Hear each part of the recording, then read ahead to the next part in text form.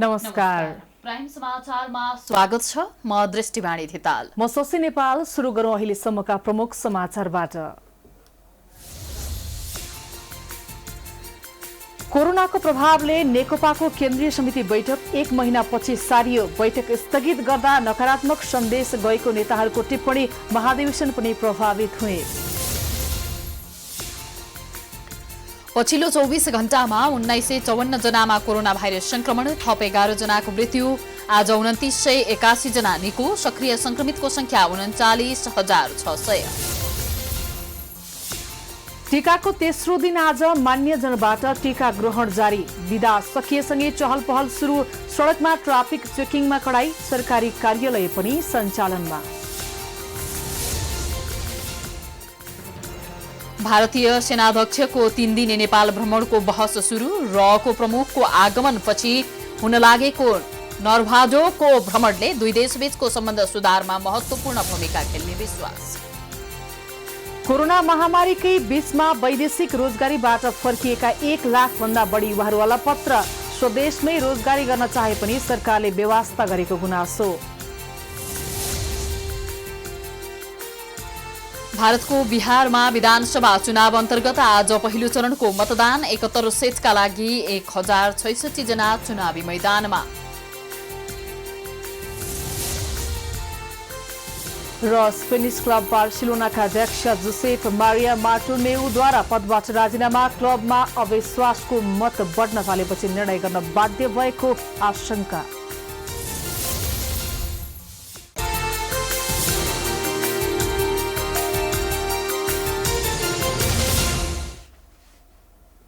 अब समाचार विस्तारमा। तयारी नपुगेको भन्दै सत्तारूढ दल नेपाल कम्युनिस्ट पार्टी नेकपाको पूर्व निर्धारित केन्द्रीय समिति बैठक 1 महिनापछि सारिएको छ।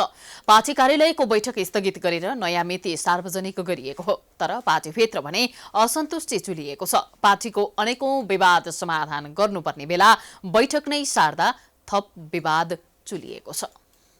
कार्तिक 15 देखि 17 गतेसम्म बस्ने भन्दै समय निर्धारण भएको नेपाल कम्युनिस्ट पार्टी नेकपाको बैठक गृहकार्य नपुगेको भन्दै 1 महिनापछि धकेलिएको छ। नेकपा कार्यालय सचिव श्रीराम ढकाल र ईश्वरी रिजालले बुधबार जारी गरेको विज्ञप्तिमा पूर्व निर्धारित बैठक मङ्सिर 15 देखि 17 गतेसम्म बस्ने गरी स्थगित गरिएको जनाइएको छ।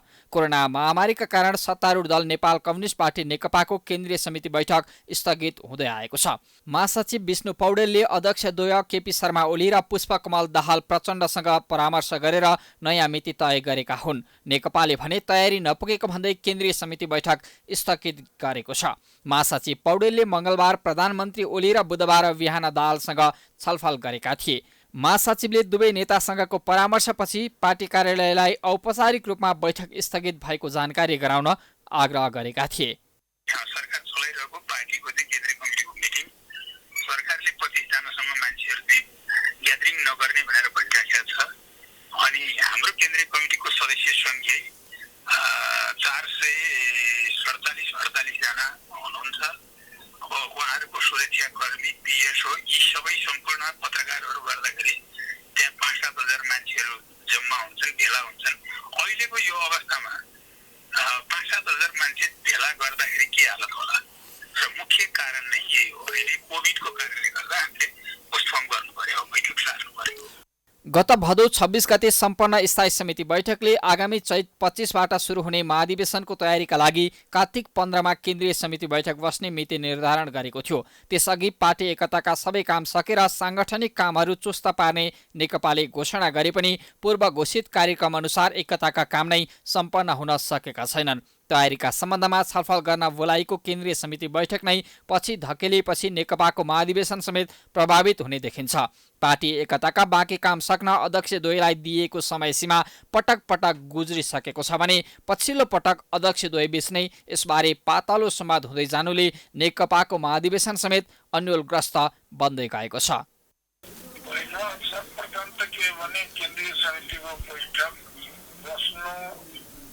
राम्रो हो, विभिन्न परिस्थितिको कारणले बैठक नबसे पनि योभन्दा अगाडि स्थायी समितिको निर्णय, केन्द्रीय समितिको निर्णयहरू चाहिँ सचिवालयले यसलाई कार्यान्वयन नगर्नु भने धेरै ठुलो चिन्ताको विषय हो र र केन्द्रीय समितिलाई सारेको हुनाले यसलाई चाहिँ फेरि अगाडि महिनामा जसरी भए पनि गर्नुपर्छ भनेर यसले चाहिँ महाधिवेशनलाई प्रभावित पार्न सक्छ।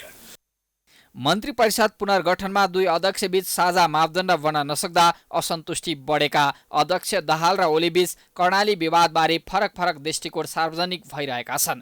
यी विविध कारणले ओली र प्रचण्ड बीच मतभेद बढेको अड्कलबाजी भइरहेका बेला भारतका गुप्तचर प्रमुख सामन्त कुमार गोयलसँग प्रधानमन्त्रीको भेटघाटपछि थप आशंका बढेको छ। हुन त नेकपाले यसअघि कोजाग्रत पूर्णिमामा मनाउँदै आइरहेको शुभकामना आदान प्रदान तथा चियापान कार्यक्रम कोभिड-19कै कारण स्थगित गरिसकेको थियो। बरु यसबीचमा नेकपामा एकतापछि चर्को विवाद देखिन थालेको छ। बितेको 24 घण्टामा देशभर थप 1954 जनामा कोरोना भाइरस संक्रमण पुष्टि भएको छ। कोरोना संक्रमणका कारण नेपालमा थप 11 जनाको मृत्यु भएको छ। पछिल्लो 24 घण्टामा 2981 जना निको भएका छन्। देशभर सक्रिय संक्रमितको संख्या 39,643 पुगेको छ। नेपालमा थप 1954 जनामा कोरोना संक्रमण पुष्टि भएको छ। देशभरका प्रयोगशालामा गरिएको 8248 जनाको पीसीआर परीक्षणका क्रममा आजै काठमाडौँ उपत्यकामा मात्रै 843 संक्रमित थपिएका छन्। काठमाडौँमा 696, भक्तपुरमा 29 र ललितपुरमा 118 जना सहित देशैभर 1954 जनामा संक्रमण पुष्टि भएको नियमित प्रेस ब्रिफिङमा स्वास्थ्य मन्त्रालयका प्रवक्ता डाक्टर जागेश्वर गौतमले जानकारी दिएका छन्।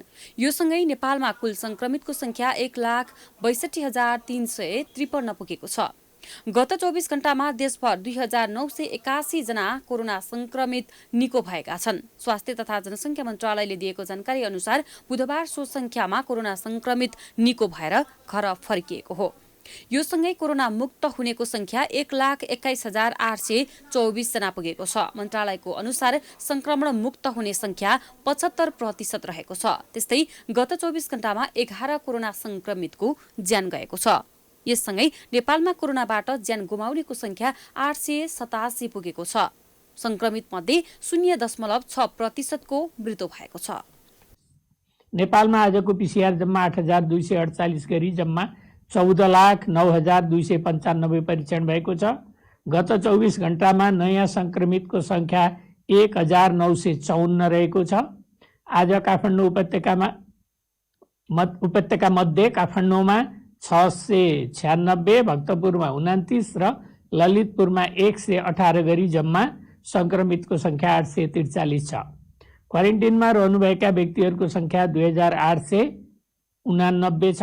स्वास्थ्य तथा जनसङ्ख्या मन्त्रालयले गर्दै आएको कोरोनाको नियमित प्रेस ब्रिफिङ अबदेखि दैनिक नआउने भएको छ।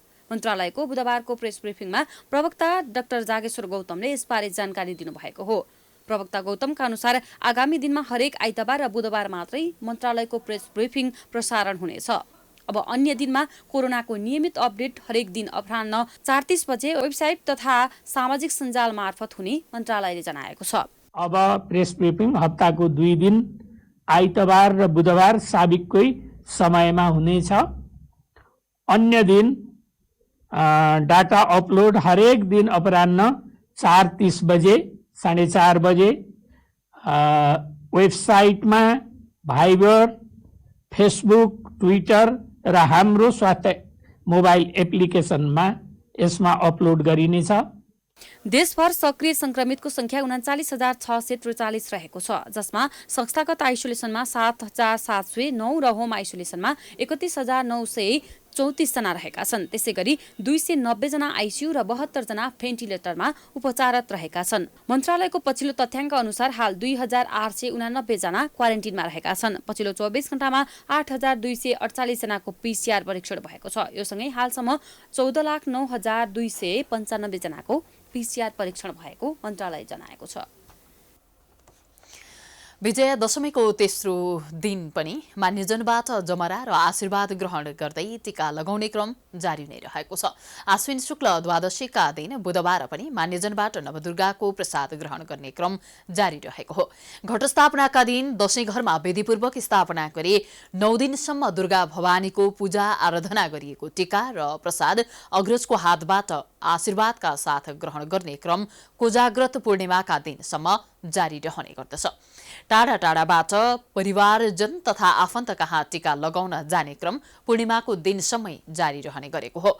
मान्यजनको टीका आशीर्वाद लिँदा सुख शान्ति समृद्धि वैभव प्राप्त हुने धार्मिक विश्वास समेत रहेको छ। परिवारमा टीका लगाएपछि कुल कुटुम्ब र आफन्तजनसँग टीका लगाउन जाने परम्परा रहेको छ। यो क्रम 5 दिनसम्म अर्थात् कोजाग्रत पूर्णिमासम्म चल्ने गर्दछ।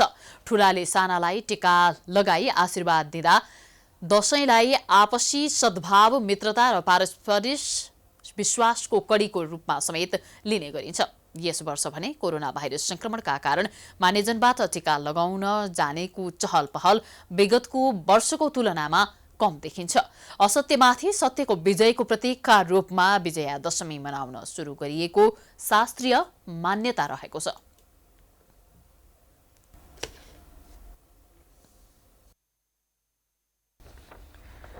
दशैंको बिदा सकिएसँगै सरकारी तथा निजी सबै कार्यालयहरू खुलेकाले सडकमा सवारी साधनको चाप बढ्न थालेको छ। दशैंको 5 दिने सरकारी बिदा सकिएसँगै बुधबारबाट सरकारी तथा निजी कार्यालयहरू खुलेपछि काठमाडौँ उपत्यकाको सडकमा सवारी साधनको चाप बढ्न थालेको हो। बडा दशैंको फूलपातीदेखि एकादशीसम्म 5 दिन सरकारी कार्यालयहरू बन्द थिए, तर बिदा सकिएसँगै सडकमा निजी तथा सार्वजनिक सवारी साधनको चाप बढ्न थालेको छ। दशैंको बिदामा केही सुनसान जस्तै देखिएको सडक तथा चोकहरूमा सर्वसाधारणको पनि चहल पहल देखिन थालेको छ। कोरोनाकै कारण यस वर्ष दशैं मनाउन राजधानी बाहिर जाने क्रम नै कम देखिए पनि दशैंको केही दिनहरूमा सडकमा विगत वर्षमा जति सवारी साधनहरू गुडेका थिएनन्। यस्तै दशैं मनाउन घर गएकाहरू पनि फर्कन थालेपछि काठमाडौँमा चहल पहल बढेको छ। काठमाडौँ भित्र नै गाडीको चाप बढ्न थालेको छ। दशैं बिदा सकिए पनि बडा दशैंको टीका लगाउने क्रम भने कोजाग्रत पूर्णिमासम्म नै जारी रहन्छ।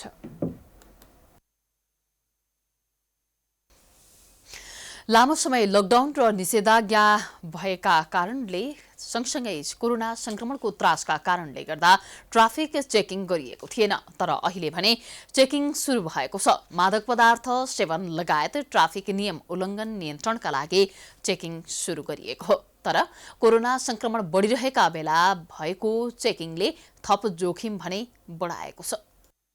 काठमाडौँ उपत्यकामा ट्राफिक व्यवस्थापन निकै कठिन हुने गरेको छ। सवारी साधनको संख्याको तुलनामा सडकको क्षमता कम भएकोले ट्राफिक व्यवस्थापन चुनौतीपूर्ण हुने गरेको छ। तर पछिल्लो समय कोरोना भाइरस संक्रमणको जोखिमका कारण ट्राफिक चेकिङ स्थगित गरिएको थियो, तर अहिले भने दशैंका बेला पुनः चेकिङ सुरु गरिएको छ। ट्राफिक नियम उल्लङ्घन बढेकोले जोखिम हुँदाहुँदै पनि चेकिङ गर्न बाध्य भएको महानगरीय ट्राफिक महाशाखाले जनाएको छ। चाडपर्वलाई लक्षित गर्दै बिहान, दिउँसो, साँझ र राति 4 पटकसम्म विशेष चेक जाँच भइरहेको छ। अघिल्लो वर्षहरूको तुलनामा यस वर्ष चाडपर्वका बेला हुने सवारी दुर्घटना पनि कमी आएको छ। फूलपातीदेखि नवमीसम्ममा गत वर्ष सडक दुर्घटनामा 10 जनाको मृत्यु भएकोमा यस वर्ष 8 जनाको मृत्यु भएको छ। यस वर्ष 20% कम दुर्घटना भएको महाशाखाका प्रमुख भीम ढकालले जानकारी दिए। यस वर्ष 5 अनुगमन टोली बनाएर खटाएको छ। उनले फूलपातीदेखि यता उपत्यकामा मात्रै 2803 वटा सवारी साधनलाई कारबाही गरिएको छ।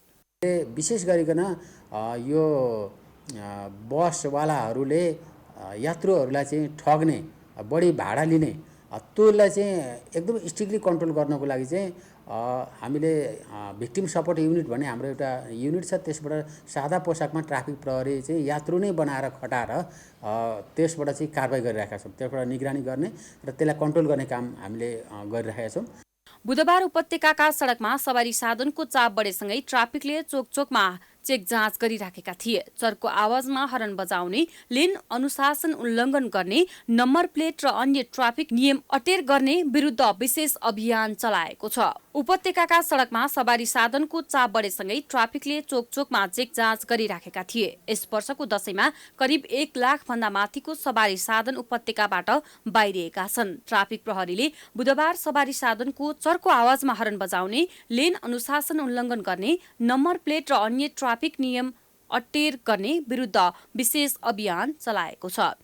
भइराखेको छ। अब त्यसलाई चाहिँ हामीले त्यहाँ चाहिँ हेर्नुपर्ने कुराहरू जुन छन् ट्राफिक व्यवस्थापनको हिसाबले र कोरोना चाहिँ नियन्त्रणको हिसाबले त्यो हिसाबले हेर्दाखेरिलाई अब ट्राफिक व्यवस्थापनको हिसाबले चाहिँ ट्राफिक नियम उल्लङ्घन गरे नगरेको त्यो चेक जाँच गर्नु पर्यो र कतिपय अवस्थामा नागरिकलाई चाहिँ त्यो चर्को आवाज दिने मोटरसाइकलहरू तिनलाई चाहिँ हामीले कन्ट्रोल पर्ने हुन्छ। चेक जाँचमा हामीले त्यो पनि हेरेका छौँ, फोकस गरिरहेका छौँ। सरकारी र निजी कार्यालयहरू खोलिएसँगै उपत्यकाका सडकमा सवारी साधनको चाप निकै बढेको छ। त्यसका कारण ट्राफिक चेकिङ विस्तारै गरिएको हो। तर कोरोना संक्रमणको जोखिमका कारण ट्राफिक चेकिङमा विशेष ध्यान दिनुपर्ने आवश्यक छ। प्राइम टाइम्स टेलिभिजनका लागि क्यामेरामा सञ्जित गोपालीका साथमा गीताञ्जली अधिकारी, काठमाडौँ। दशैंको बिदाका कारण बन्द भएका सरकारी कार्यालय बुधबारदेखि खुलेका छन्। दशैंको 5 दिने सरकारी बिदा सकिएसँगै बुधबारबाट सरकारी तथा निजी कार्यालयहरू खुलेका हुन्। बडा दशैंको फूलपातीदेखि एकादशीसम्म 5 दिन सरकारी कार्यालयहरू बन्द थिए।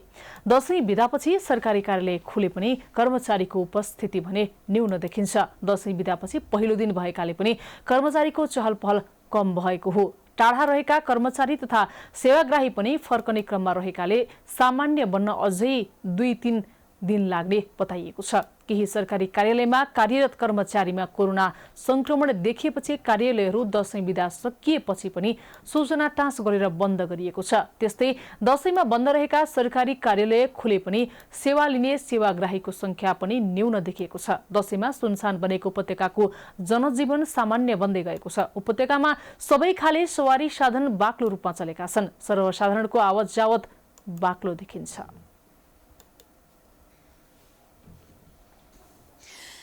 कोरोना संक्रमणका कारण यस वर्षको दशैं अधिकांशका लागि खल्लो भएको छ। मुलुकको आर्थिक गतिविधि ठप्प भएको त छ नै, कोरोना संक्रमित पनि झन बढेपछि दशैंमा हुने रमाइलो पनि निकै खल्लो भएको छ। रामेछापकी ईश्वरी श्रेष्ठ विगतको वर्षमा बडा दशैंमा आफन्तलाई भेट्न चाड मनाउन उनी घरै जाने गर्थिन्। तर यो वर्ष कोरोना संक्रमणको कारण सरकारले जो जहाँ छौं त्यही बसेर दशैं मनाऊ भनेपछि उनी काठमाडौँमै बसिन्।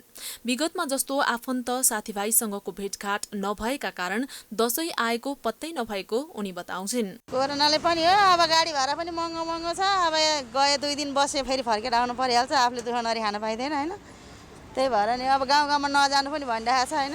भन्दा नि किन जाने भनेर नि नगएको क्या। रमाइलो हुन्थ्यो अब हिँड्दा डुल्दा जाँदा पनि। अब अहिले खासै अब त्यति गइएन पनि। खासै रमाइलो त अब के भयो भने भने ठिकै। ललितपुरकी अस्तमाया शाहीको पनि यसपटकको दशैं खल्लो भएको छ। शाही वर्ष दिनमा आउने बडा दशैंमा गोर्खा मनोकामना लगायत विभिन्न मन्दिरमा दर्शन गर्न जाने गर्थिन्। तर यो पटक अधिकांश मठ मन्दिर बन्द नै रहेको कारण उनले दर्शन गर्न नै पाइनन्। दशैं जस्तो महान चाडमा समेत मन्दिरमा दर्शन नै गर्न नपाउँदा मनमा शान्ति नभएको शाही बताउँछिन्।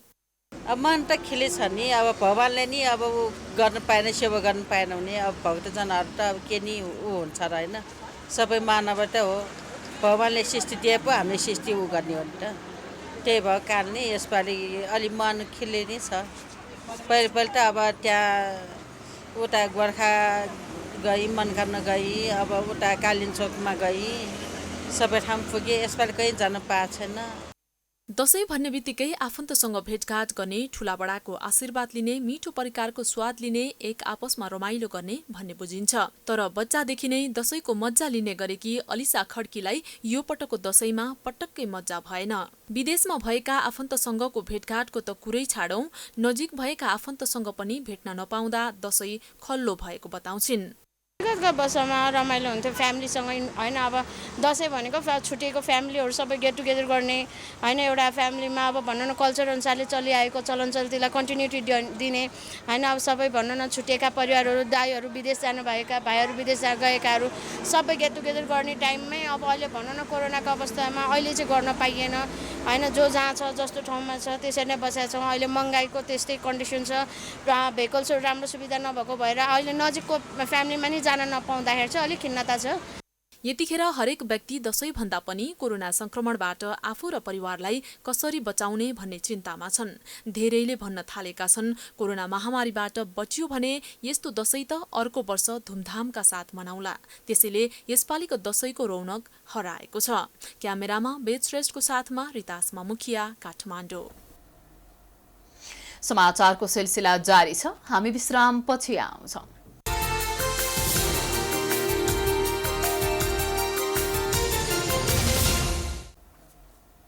विश्रामपछि स्वागत छ। अब बाँकी समाचार। गत बिहिबार नेकपा पर्साको बिन्दवासिनी गाउँपालिकाको शपथ ग्रहण कार्यक्रममा दुई पक्षबीच भएको झडपमा मृत्यु भएका मुकेश चौरसियाको शव अझै परिवारले बुझेका छैनन्। नेकपा अध्यक्ष पुष्पकमल दाहाल निकट नेताको हत्या प्रधानमन्त्री समेत रहेका अर्का अध्यक्ष केपी ओली निकट कार्यकर्ताले गरेको भनिएको छ, जसले गर्दा नेकपा केन्द्रको शक्ति सङ्घर्षमा समेत यो घटनाले प्रभाव पारेको छ। नेकपा पर्साको बिन्दवासिनी गाउँपालिकाको कमिटी सचिव मुकेश चौरसियाको हत्या भएको 1 हप्ता भइसक्यो। टाउकोमा बाँसको लाठी प्रहारले गम्भीर घाइते भएका 42 वर्षीय चौरसियाको शुक्रबार बिहान करिब 10 बजेको समयमा बेरगञ्ज स्थित एलएस न्युरो अस्पतालमा मृत्यु भएको थियो। हत्यामा संलग्न भएका भनिएका व्यक्ति विरुद्ध दिइएको किटानी जाहेरी प्रहरीले दर्ता गर्न नमानेपछि उनको शव नारायणी अस्पतालको शव गृहमा राखिएको छ। झडप भएकै दिन प्रहरीले नेकपा पर्साका नेता राजकुमार गुप्ता सहित 4 जनालाई सोधपुछका लागि नियन्त्रणमा लिएको थियो। बिहिबार साँझ करिब 5 बजेको समयमा नियन्त्रणमा लिइएका गुप्तालाई प्रहरीले राति 9 बजे छोडेको थियो। गुप्ता प्रहरी नियन्त्रणमा रहेको जानकारी पाएपछि नेशनल मेडिकल कलेज तथा शिक्षण अस्पतालका प्रबन्ध निर्देशक बसरुद्दिन अन्सारी पनि जिल्ला प्रहरी कार्यालय आइपुगेका थिए। चौरसियाको अवस्था गम्भीर बनेको खबर आएपछि मेडिकलमा उपचाररत उत्तम तिवारी र चिन्टु तिवारी भागेका थिए। हालसम्म उनीहरू फरार नै छन्। 2 जना अस्पतालबाट भागेपछि प्रहरीले बसरुद्दिनलाई पनि केही बेर सोधपुछ गरेको थियो। शुक्रबार चौरसियाको मृत्यु भएपछि उनका परिवारले 12 जना विरुद्ध किटानी जाहेरी लिएर जिल्ला प्रहरी कार्यालय पुगेका थिए, तर प्रहरीले जाहेरी लिन मानेन। आरोपी विरुद्ध जाहेरी लिन नमान्नुमा नेकपा केन्द्रबाट दबाव परेको भनिएको छ र मृत्यु हुने चौरसिया पूर्व नेकपा माओवादी केन्द्रका नेता हुन् र हत्याका आरोपीहरू पूर्व नेकपा एमालेका नेताहरू हुन्। प्रहरीले जाहेरी दर्ता नगरेपछि नेकपा पर्साका इन्चार्ज सचिव गाउँपालिका अध्यक्ष लगायतका नेता तथा कार्यकर्ता विगत 5 दिनदेखि जिल्ला प्रहरी कार्यालय अगाडि धरना दिइरहेका छन्। धरनामा पूर्व मन्त्री तथा नेकपा नेता मातृका यादवले सहभागिता जनाएका छन्। नेकपा अध्यक्ष प्रचण्डले कार्तिक 9 मा विज्ञप्ति जारी गरी चौरसियाको हत्यामा संलग्न जोसुकै भए पनि कानूनी कार्यवाहीको दायरामा ल्याउन सरकारसँग माग गरेका थिए। हत्या जस्तो जघन्य अपराध हुँदा समेत अनुसन्धान सम्बन्धित स्थानीय निकायले मुद्दा दर्ता गर्न आनाकानी गर्नु आश्चर्यको विषय बनेको दाहालले बताएका छन्। अर्का अध्यक्ष केपी ओली प्रधानमन्त्री, पूर्व माओवादी केन्द्रका नेता रामबहादुर थापा गृहमन्त्री भएको अवस्थामा दाहाल पक्षधर नेताको हत्या हुनु र किटानी जाहेरी नलिनुले शक्ति सङ्घर्ष चुलिएको अनुमान गर्न धेरै कठिन छैन। नेपाली कांग्रेसका प्रवक्ता विश्वप्रकाश शर्माले समेत कार्तिक 8 मा घटनाको वास्तविकता तत्काल सार्वजनिक गर्न बिन्दवासिनी गाउँपालिकाका नेकपा सचिव मुकेश चौरसियाको हत्याको घटनाको गहिरो छानबिन गर्न र दोषीलाई तत्काल पक्राउ गरी कानूनी कार्यवाही गर्न माग गरेका थिए। भारत स्थल सेनाध्यक्ष मनोज मुकुन्द नरवणेले नेपाल भ्रमणका बेला नेपाली सेनाको मानार्थ महारथी पदवी ग्रहण मात्रै गर्ने छैनन्। नरवणेले अन्य विभिन्न कार्यक्रममा पनि सहभागी र सम्बोधन गर्नेछन्। उनको भ्रमणले दुई देशबीचको सम्बन्ध सुधारमा मद्दत पुग्ने विश्वास पनि गरिएको छ। भारतीय सेनाध्यक्ष मनोज मुकुन्द नरवणेले 3 दिने नेपाल भ्रमणका क्रममा राष्ट्रपति विद्यादेवी भण्डारी, नेपाली सेनाका प्रधान सेनापति पूर्णचन्द्र थापा, प्रधानमन्त्री केपी शर्मा ओलीसँग शिष्टाचार भेटवार्ता गर्ने कार्यक्रम तय भएको छ। रका प्रमुख सामन्त कुमार गोयलसँग प्रधानमन्त्रीले छलफल गरी फर्केको 2 सातापछि हुन लागेको यो भ्रमण निकै फलदायी हुने बताइएको छ। भारतीय सेना अध्यक्षले शिवपुरी स्थित नेपाली सेनाको कमान्ड एन्ड स्टाफ कलेजमा नेपाली सेनासहित अन्य केही मुलुकका सेनाका अधिकारीहरूलाई सम्बोधन गर्नेछन्। यसअघि 2073 माघमा नाकाबन्दी हटाउन प्रधानमन्त्री ओलीले सैन्य कूटनीति प्रयोग गरे जस्तै यसपटक पनि ओलीले आफ्नो रुचि अनुसार प्रधान सेनापति पूर्णचन्द्र थापाको प्रयास र निमन्त्रणामा भारतीय सेना अध्यक्ष नेपाल आउन लागेका हुन्। नेपाली सेनाका प्रवक्ता सहायक रथी सन्तोष बल्लभ पौडेलले भारतीय सेना अध्यक्षको भ्रमण नियमित र पारस्परिक भएको प्रतिक्रिया दिएका छन्। भारतीय सेनाध्यक्ष जनरल एमएम नरवणेको जुन 3 दिवसीय नेपालको भ्रमण हुँदैछ, यो चाहिँ मुख्य रूपमा नेपाली सेना र भारतीय सेना बीच रहेको यो एउटा परम्पराको निरन्तरता हो र यसको साथसाथै यसले दुई सेनाबीच रहेको भाइचारालाई समेत अभिवृद्धि गर्ने र त्यसलाई सुदृढीकरण गर्ने चाहिँ यसको मुख्य लक्ष्य रहेको छ। नेपाली सेना र भारतीय सेना बीचको परम्परा अनुसार भारतीय सेना अध्यक्ष जनरल नरवणेलाई राष्ट्रपति विद्यादेवी भण्डारीले एक समारोह बीच नेपाली सेनाको मानार्थ महारथी दर्जा प्रदान गर्ने कार्यक्रम रहेको छ। रणवणेले अन्तर्राष्ट्रिय, क्षेत्रीय र नेपाल भारत द्विपक्षीय सुरक्षा वातावरणबारे भारतको पछिल्लो धारणा राख्नेछन्। नेपाल आएकै दिन सेनाध्यक्ष रणवणेले भगवान पशुपतिनाथ मन्दिरमा पूजा अर्चना गर्ने कार्यक्रम तय भएको छ। यस विषयमा अब नेपाल सरकारले उहाँलाई निर्णय गरिकन उहाँलाई निमन्त्रणा गर्ने तथा उहाँलाई मानार्थ महारथीको दर्जा प्रदान गर्ने निर्णय नेपाल सरकारको हो र यो पहिलो पटकको जुन हाम्रो फेब्रुअरीमा तय भएको भ्रमण चाहिँ मुख्य रूपमा कोभिड-19 को महामारीको कारणले गर्दाखेरि हामीले स्थगित गर्नु परेको अवस्था थियो भने अहिले अब कोभिड-19 को अवस्था केही सुधार भएको र विभिन्न यो हवाई माध्यमहरू पनि खुला हुँदै गएको अवस्थामा त्यसलाई हामीले फेरि पुनः सुरु गरेर यसलाई चाहिँ यो कार्यक्रमलाई निरन्तरता दिन लागेको हो। नेपाल र भारत बीच कालापानी, लिपुलेक र लिम्पियाधुराको स्वामित्व विवादका कारण 1 वर्षदेखि राजनीतिक र कूटनीतिक संवादमा गतिरोध छ। गतिरोध बीच रहका प्रमुखको भ्रमण 5 र 6 कार्तिकमा भएको थियो। अघिल्लो वर्ष सुरुमा भारतले र त्यसपछि नेपालले कालापानी, लिपुलेक र लिम्पियाधुराको क्षेत्रलाई समेटेर नयाँ नक्सा जारी गरेपछि दुवै देशबीच कूटनीतिक र राजनीतिक तहमा द्विपक्षीय वार्ता ठप्प छ। यस बीचमा प्रधानमन्त्री केपी शर्मा ओली र भारतीय प्रधानमन्त्री नरेन्द्र मोदी बीच अगस्त 15 मा टेलिफोन संवाद भए पनि त्यो औपचारिकतामा सीमित थियो। 1 वर्षदेखि दुई देशबीच विदेश सचिव स्तरीय वार्ताका लागि नेपालले प्रयास गरे पनि सफल हुन सकेको छैन। औपचारिक कूटनीतिक संवाद ठप्प रहेका बेला भारतीय सेना अध्यक्षको भ्रमणलाई महत्त्वका साथ हेरिएको छ।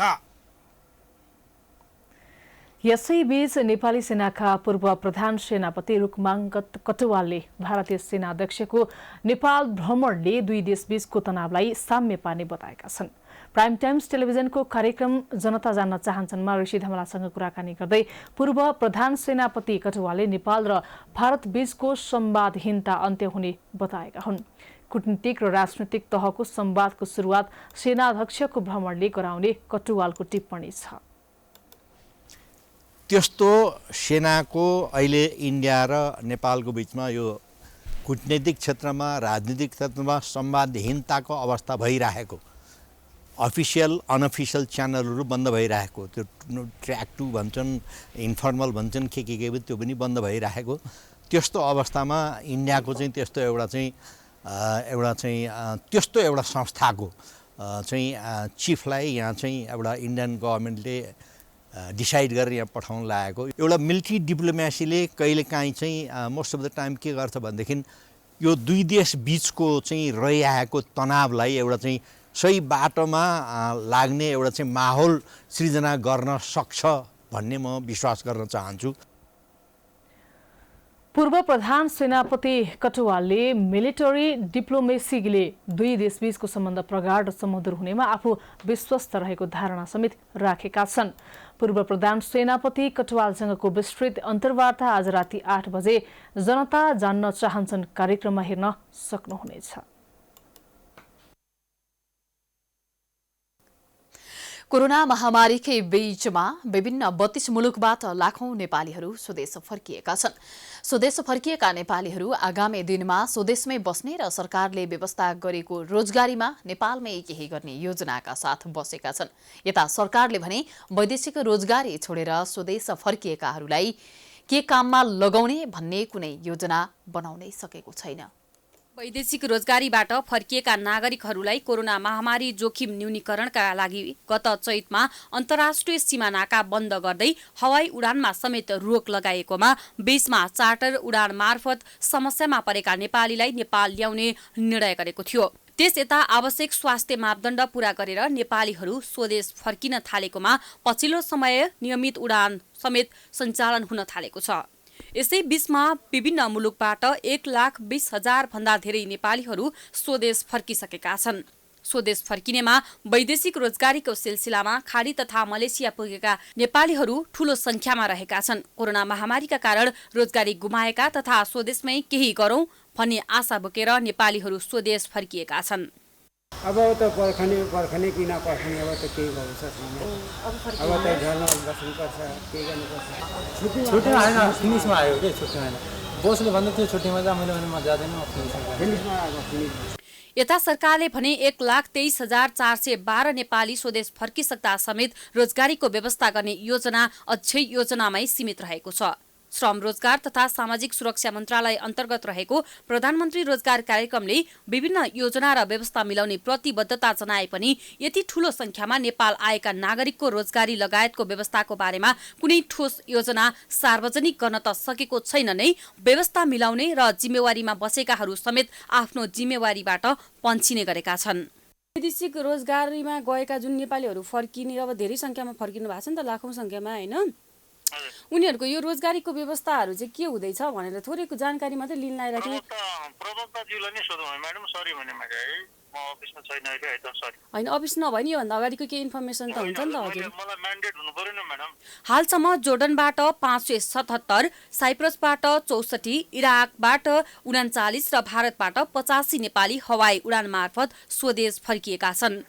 भारतमा कार्यरत ठूलो संख्यामा नेपाली स्थलमार्गबाट समेत नेपाल प्रवेश गरेका छन्। त्यसैगरी अफगानिस्तानबाट 50, अस्ट्रेलियाबाट 1,100, ओमनबाट 2,126, कतारबाट 23,300, म्यानमारबाट 26, कुवेतबाट 9,923, जापानबाट 3,541 नेपाली स्वदेश फर्किएका छन्। त्यसैगरी थाइल्याण्डबाट 477, दक्षिण कोरियाबाट 1,811, बंगलादेशबाट 930, मलेसियाबाट 17,924 नेपाली स्वदेश फर्किँदा मालदिप्सबाट 1,026 नेपाली स्वदेश फर्किएका छन्। त्यसैगरी श्रीलङ्काबाट 6, युएईबाट 35,695, साउदी अरेबियाबाट 17,322, सिङ्गापुरबाट 856, हङकङबाट 546, पाकिस्तानबाट 111, बहराइनबाट 1,339, अमेरिकाबाट 437, बेलायतबाट 229 र इजरायलबाट 127 नेपाली स्वदेश फर्किएका छन्। त्यसैगरी चीनबाट 540, फिलिपिन्सबाट 201, स्विजरल्याण्डबाट 10 र दक्षिण सुडानबाट 250 गरी 1,23,412 नेपाली स्वदेश फर्किसकेका छन्। सरकार वा प्रधानमन्त्रीले देश परिवर्तनको ठूला कुरा गर्छन्, अनेकौं सपना बाँड्छन्, तर आफ्ना नागरिक कसरी बाँचेका छन् भन्ने जान्नै चाहँदैनन्। यसको उदाहरण हो काठमाडौँमा श्रम गरिरहेका बालबालिकाको अवस्था। केही यस्ता बालबालिका छन् जसलाई न पढाइको मतलब छ न घर परिवारको, अनि त्यस्ता बालबालिकाको मतलब सरकार पनि लिँदैन। उदयपुरका दीपक रम्तेल, उनी काठमाडौँ आएको 1.5 वर्ष भयो। उनको दैनिकी कालीमाटी स्थित तरकारी तथा फलफूल पसलमा भारी बोकेरै बित्ने गरेको छ। 13 वर्षका दीपक घरमा बा आमालाई घुर्की लगाउँदै खाने, बस्ने र कापी कलम बोकेर स्कुल जाने उमेरका छन्। तर कापी कलम बोक्ने हातले तरकारीको बोरा बोकिरहेको छ। उनी बिहानको 1 बजे उठेर विभिन्न पसलमा तरकारीको बोरा पुर्याउने गर्छन् अनि 5 बजेदेखि 6 बजेसम्म 1 घण्टा त्यही तरकारीको आडमा यसरी सुत्छन्। आँखालाई अलिक राहत मिलेपछि फेरि उठ्छन् र सधैँ जस्तै नजिकैको माछा पसलमा काम गर्न जान्छन्। यहाँ दीपकको अर्को साथी श्याम भुजेल पनि काम गर्छन्। भुजेल सिन्धुपाल्चोकका हुन्। उनी काठमाडौँ आएको 2 वर्ष भयो। विगत 1 वर्षदेखि कालीमाटी फलफूल तथा तरकारी बजारमा रहेको यही माछा पसलमा काम गर्दै आएका छन्। यो काम गरे बापत उनले केही पैसा पाउँछन्। केही रकम आफूलाई राख्ने र केही घर पठाउने गरेको उनी बताउँछन्। घरमा कोही त छैन खासै, 2 जना मात्रै हो। दिदी आफ्नो घरमा बसिहाल्छ, घरमा ठुलो भयो, उता मम्मीहरूले हेरिहाल्छन्, यता म भइहाल्छ, यता अलिअलि खर्च पठाइदिइहाल्छु, त्यतिले अलिअलि घर चलाउनु चाहिँ पुगिराख। यता दीपक पनि सानैमा आमा बितेपछि साथीको लहिलहीमा लागेर नै यहाँसम्म आएका हुन्। बुबा हजुरबुवा र हजुरआमासँग बस्दै आएका दीपक गाउँको मान्छेको साथ लागेर काठमाडौँ आए। आमाको न्यानो काखमा सुत्ने उमेरमा उनले तरकारीको बोरालाई साथी बनाएका छन्। 1 बजे उठ्ने अनि 6-7 बजेतिर माछामा काम गर्ने अनि 11 बजे छुट्टी हुन्छ अनि सुत्ने। नेपालमा स्थानीय निकायहरूलाई बालमैत्री बनाउने महत्त्वाकांक्षी अभियान सुरु गरेको लामो समय भइसकेको छ। नेपालले संयुक्त राष्ट्रसङ्घीय बाल अधिकार सम्बन्धी महासन्धि 1989 लाई सन् 1990 मा अनुमोदन गरी आफूलाई पक्ष राष्ट्रको पंक्तिमा उभ्याएपछि यो अवधारणाले जन्म लिएको हो। यही अनुरूप विक्रम सम्वत 2068 मा बालमैत्री स्थानीय शासन रणनीति पनि बन्यो। यसै वर्ष बालमैत्री स्थानीय शासन कार्यविधि 2068 तर्जुमा गरी कार्यान्वयनमा ल्याइयो, तर अझै पनि सडक र नगर बालमैत्री बन्न सकेको छैन।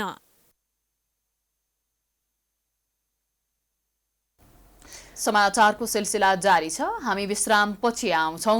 विश्राम अघि प्रमुख समाचार पुनः एकपटक। कोरोनाको प्रभावले नेकपाको केन्द्रीय समिति बैठक 1 महिनापछि सारियो। बैठक स्थगित गर्दा नकारात्मक सन्देश गएको नेताहरूको टिप्पणी, महाधिवेशन पनि प्रभावित हुने। पछिल्लो 24 घण्टामा 1954 जनामा कोरोना भाइरस संक्रमण, थप 11 जनाको मृत्यु। आज 2981 जना निको। सक्रिय संक्रमितको संख्या 39,600।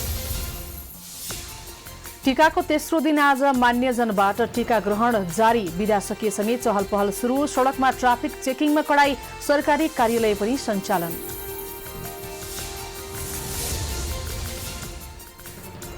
भारतीय सेनाध्यक्षको 3 दिने नेपाल भ्रमणको बहस सुरु र प्रमुखको आगमनपछि हुन लागेको नरभाडोको भ्रमणले दुई देशबीचको सम्बन्ध सुधारमा महत्त्वपूर्ण भूमिका खेल्ने विश्वास।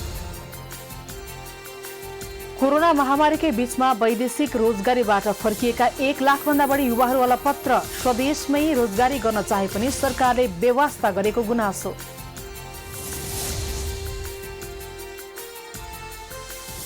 भारतको बिहारमा विधानसभा चुनाव अन्तर्गत आज पहिलो चरणको मतदान। 71 सिटका लागि 1066 जना चुनावी मैदानमा।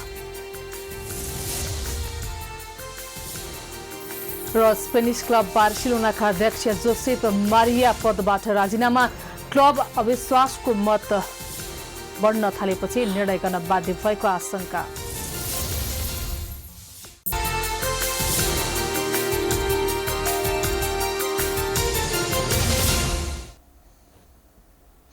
विश्रामपछि स्वागत छ। अब आर्थिक समाचार।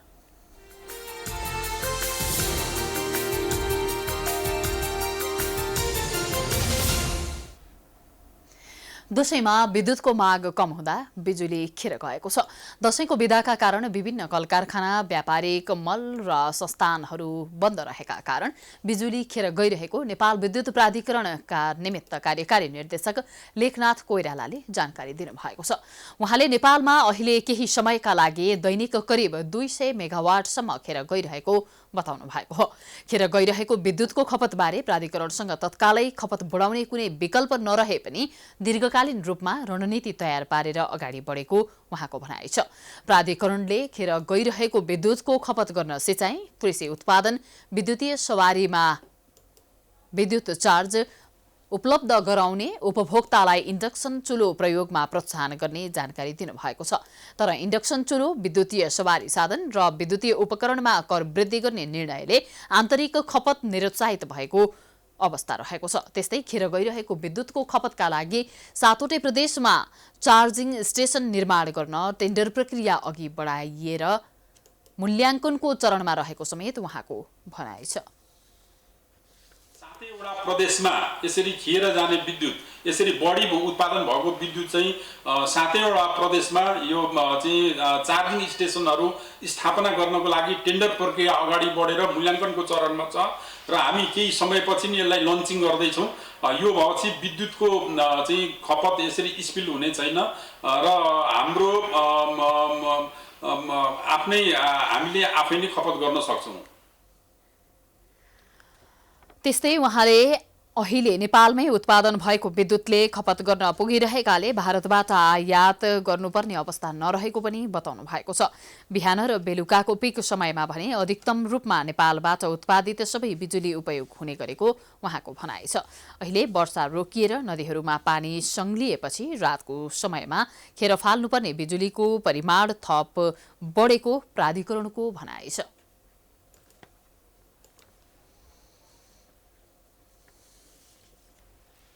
अब अन्तर्राष्ट्रिय समाचार।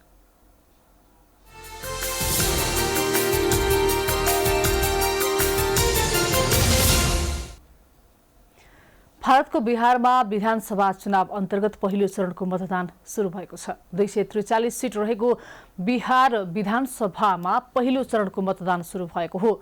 पहिलो चरणमा बिहारका 6 जिल्लामा कुल 71 सिटका लागि मतदान भएको छ। 71 सिटका लागि जम्मा 1066 जना चुनावी मैदानमा उत्रिएका छन्। पहिलो चरणको मतदानमा 2,14,00,000 मतदाता सहभागी हुने अनुमान गरिएको छ। कोरोना महामारी सुरु भए यता भारतमा पहिलो पटक चुनाव भएको हो। मतदाताहरूका लागि जनस्वास्थ्य मापदण्डको पालना अनिवार्य गरिएको छ।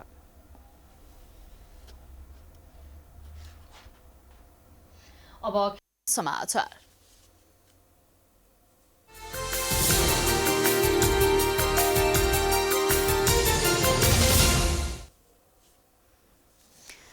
स्पेनिश महारथी क्लब बार्सिलोनाका अध्यक्ष जोसेफ मारिया बार्टोमेउ र उनका बोर्ड सदस्यहरूले मंगलबारको बैठकपछि पदबाट सामूहिक राजीनामा दिएका छन्।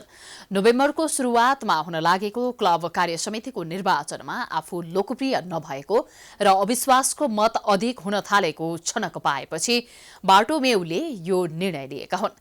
सोमबार कडा वक्तव्य जारी गरेका बार्टोमेउले राजीनामा दिँदै गर्दा आफ्नो इच्छाका कारण यो सबै नभएको दावी गरिरहेका थिए। लियोनल मेसीसँगको बिग्रदो सम्बन्ध, टिमको लगातार कमजोर प्रदर्शन, समर्थकहरूबीच असन्तोष र क्लबको आर्थिक स्थिति नै बार्टोमेउको बहिर्गमनका कारकहरू हुन्। यति हुँदाहुँदै पनि उनले पद छाड्नुको मुख्य कारण चाहिँ अलोकप्रियता नै भएको बताइएको छ। हालै उनी विरुद्ध 16,000 हस्ताक्षर संकलन भएको थियो, जसले उनलाई यो निर्णय गर्न बाध्य बनाएको हो। जोहान लापोर्टा अध्यक्ष हुँदा बार्टोमेउ क्लबका निर्देशक थिए। सन् 2014मा रसेल अध्यक्ष बने पनि उनी कानूनी झमेलामा परेर राजीनामा दिनु परेपछि बार्टोमेउले सन् 2015को जुलाईसम्म कार्यवाहक र त्यस यता क्लबका सदस्यहरूको मतबाट अध्यक्ष बनेका हुन्।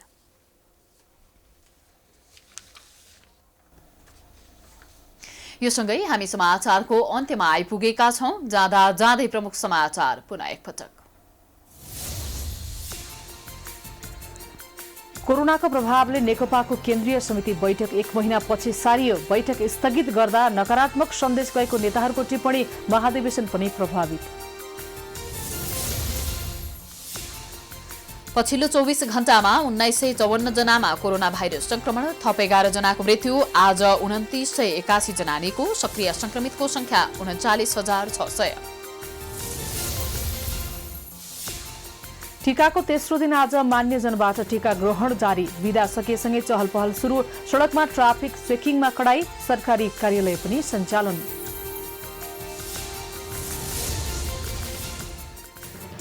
भारतीय सेनाध्यक्षको 3 दिने नेपाल भ्रमणको बहस सुरु र प्रमुखको आगमनपछि हुन लागेको नरभाडोको भ्रमणले दुई देशबीचको सम्बन्ध सुधारमा महत्त्वपूर्ण भूमिका खेल्ने विश्वास। कोरोना महामारीकै बीचमा वैदेशिक रोजगारीबाट फर्किएका 1 लाख भन्दा बढी युवाहरू अलपत्र। स्वदेशमै रोजगारी गर्न चाहे पनि सरकारले बेवास्ता गरेको गुनासो।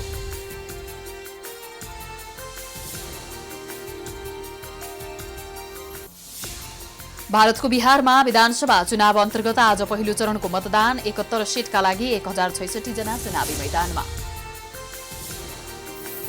र स्पेनिश क्लब बार्सिलोनाका अध्यक्ष जोसेफ मारिया मार्टोद्वारा पदबाट राजीनामा। क्लबमा अविश्वासको मत बढ्न थालेपछि निर्णय गर्न बाध्य भएको आशंका।